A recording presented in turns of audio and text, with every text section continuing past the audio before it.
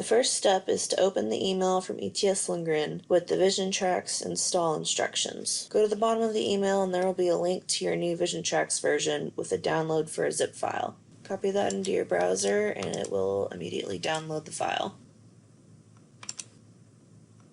This may take a few minutes. Before installing any new versions, first go to the Windows settings and then Apps, and then search for VisionTRX and uninstall any old versions. And then restart your computer. Next, go to your downloads and then right click on the zip file and extract all.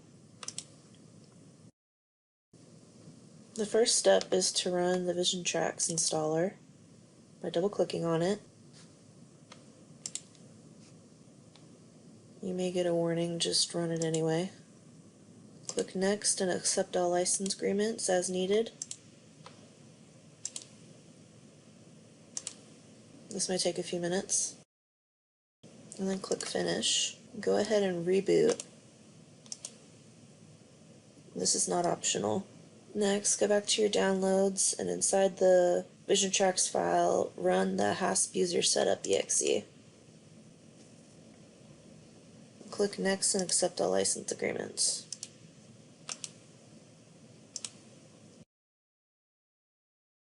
Click the Finish button and then plug in your key.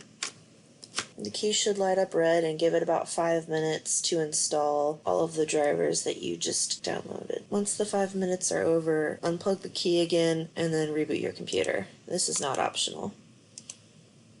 Next, go to the control panel.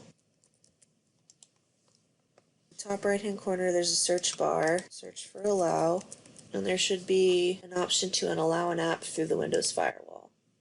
Scroll down until you find VisionTRX and make sure all 3 settings are checked. This will allow VisionTRX to properly communicate with any instruments or cameras that you may have plugged in. Click OK and close out the control panel. Finally, plug in your VisionTRX key and then go open VisionTRX. On the toolbar menu, go to Help and then License, and you should see the status of your key as seen here. If your license is not already set up, please watch the How to Update VisionTRX license string video or contact the support group and they can help with the next step. Thank you for watching this video.